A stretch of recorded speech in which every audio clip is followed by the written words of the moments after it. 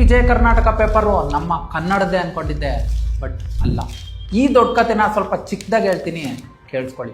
Imagine ಮಾಡಿ, ಒಬ್ಬ 26 ವರ್ಷದ ಹುಡುಗ ಒಂದು ಸೆಕೆಂಡ್ ಹ್ಯಾಂಡ್ ಟ್ರಕ್ ಇಟ್ಕೊಂಡು ನಾನು ಇಂಡಿಯಾದ ಬಿಗ್ಗೆಸ್ಟ್ ಟ್ರಾನ್ಸ್ಪೋರ್ಟ್ ಎಂಪೈರ್ನ ಬಿಲ್ಡ್ ಮಾಡಬೇಕು ಅಂತ ಕನ್ಸ್ಕಾಣ್ತಾನೆ. ನಿಮಗಿದು ಇಂಪಾಸಿಬಲ್ ಅಂತ ಅನ್ಸ್ಲೇಬೇಕು. ಯಾಕಂತ ಅಂದ್ರೆ this is the real story of ನಮ್ಮ ವಿಜಯ್ ಸಂಕೇಶ್ವರ್. 1976 ಅಲ್ಲಿ ವಿಜಯ್ ಸಂಕೇಶ್ವರ್ ಅವರು ಒಂದು ಸೆಕೆಂಡ್ ಹ್ಯಾಂಡ್ ಟ್ರಕ್ ಇಂದ ಸ್ಟಾರ್ಟ್ ಮಾಡ್ತಾರೆ VRL ಲಾಜಿಸ್ಟಿಕ್ಸ್ ನ. ಅದು with a big vision. But ಅವ್ರಿಗೆ ಇದ್ದಿದ್ದ ಪ್ರಾಬ್ಲಮ್ ಒಂದಲ್ಲ ಎರಡಲ್ಲ 1000 ಅಂತಾನೆ ಅನ್ಕೊಳ್ಳಿ. ಅದೇನಂತ ಅಂದ್ರೆ ಟ್ರಕ್ ಡ್ರೈವರ್ಸ್ ಅರ್ಧಕ್ಕೆ ಕೆಲಸ ಬಿಟ್ಟು ಹೋಗ್ತಾ ಇರ್ತಾರೆ ಅಂಡ್ ಗಾಡಿ ಪದೇ ಪದೇ ಹಾಳಾಗ್ತಾ ಇರುತ್ತೆ. ಅಂಡ್ ಅವ್ರ ಸುತ್ತ ಇರೋ ಜನ ಎಲ್ಲ ಟ್ರಕ್ಕಿಂಗ್ ಬಿಸ್ನೆಸ್ ಅಲ್ಲಿ ಸಕ್ಸಸ್ ಆಗೋದಕ್ಕೆ ಸಾಧ್ಯನೇ ಇಲ್ಲ ಅಂತ ಆಡ್ಕೊಂಡಾಗ್ತಾ ಇರ್ತಾರೆ. ಬಟ್ ವಿಜಯನ ಗಿವ್ ಅಪ್ ಮಾಡೋದೇ ಇಲ್ಲ. ಅವರೇ ಹೋಗಿ ಟ್ರಕ್ ಓಡಿಸ್ತಾರೆ, ಅಕೌಂಟ್ಸ್ನ ಮ್ಯಾನೇಜ್ ಮಾಡ್ತಾರೆ ಅಂಡ್ ದುಡ್ಡು ಉಳಿಸ್ಬೇಕು ಅಂತ ಅದೇ ಬಸ್ ಸ್ಟ್ಯಾಂಡ್ ಅಲ್ಲಿ ಮಲ್ಕೊಂತಾರೆ.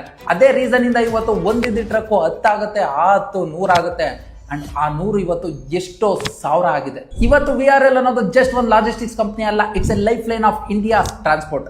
ಚಿಕ್ಕ ಪಾರ್ಸಲ್ ಇಂದ ಸ್ಟಾರ್ಟ್ ಆಗಿದ್ದು ಇವತ್ತು ಪ್ಯಾಸೆಂಜರ್ ಬಸ್ ವರ್ಗೂ ಬಂದಿದೆ. ಈ ಒನ್ ಟ್ರಕ್ ಇಂದ ಸ್ಟಾರ್ಟ್ ಮಾಡಿದ ಈ ಹುಡುಗ ವಿಜಯ ಕರ್ನಾಟಕ ಅನ್ನೋ ಪೇಪರ್ನ ಸ್ಟಾರ್ಟ್ ಮಾಡ್ತಾರೆ. ಅದಾದ್ಮೇಲೆ ವಿಜಯವಾಣಿ ಅನ್ನೋ ಪೇಪರ್ನ ಬಿಲ್ಡ್ ಮಾಡ್ತಾರೆ. ಬಟ್ ಯಾಕೆ ವಿಜಯ ಕರ್ನಾಟಕ ಪೇಪರ್ನ ಮಾರಿ ವಿಜಯವಾಣಿ ಅನ್ನೋದನ್ನ ಸ್ಟಾರ್ಟ್ ಮಾಡ್ತಾರೆ ಅಂತ ತಿಳ್ಕೊಬೇಕು ಅಂತ ಅಂದ್ರೆ ಪಾರ್ಟ್ 2 ಅಂತ ಕಮೆಂಟ್ ಮಾಡಿ, ನಾನೇ ನಿಮಗೆ ಹೇಳ್ತೀನಿ. ಈ ಸ್ಟೋರಿಯಿಂದ ಈ ಲೆಸನ್ ನೀವು ತಿಳ್ಕೊಳ್ಳೇಬೇಕು. Never ever underestimate the small beginnings ಅಂತ. ಈ ಸ್ಟೋರಿನ ಸೇವ್ ಮಾಡ್ಕೊಂಡು ನಿಮ್ಮ ಫ್ರೆಂಡ್ಸ್ಗೂ ಶೇರ್ ಮಾಡಿ. ಯಾಕಂತ ಅಂದ್ರೆ ಒಂದು ಚಿಕ್ಕ ಐಡಿಯಾ ನಿಮ್ಮ ಡೆಸ್ಟಿನಿನೇ ಚೇಂಜ್ ಮಾಡ್ಬೋದು, ಯಾರಿಗೆ ಗೊತ್ತು. ಇದೇ ತರ ಇನ್ಸ್ಪೈರಿಂಗ್ ಫೌಂಡರ್ ಸ್ಟೋರೀಸ್ನ ನೋಡಬೇಕು ಅಂತ ಅಂದ್ರೆ ನಮ್ಮ ಪೇಜ್ ಫಾಲೋ ಮಾಡೋದು ಮರಿಬೇಡಿ. ಮತ್ತೆ ಸಿಗ್ತೀನಿ.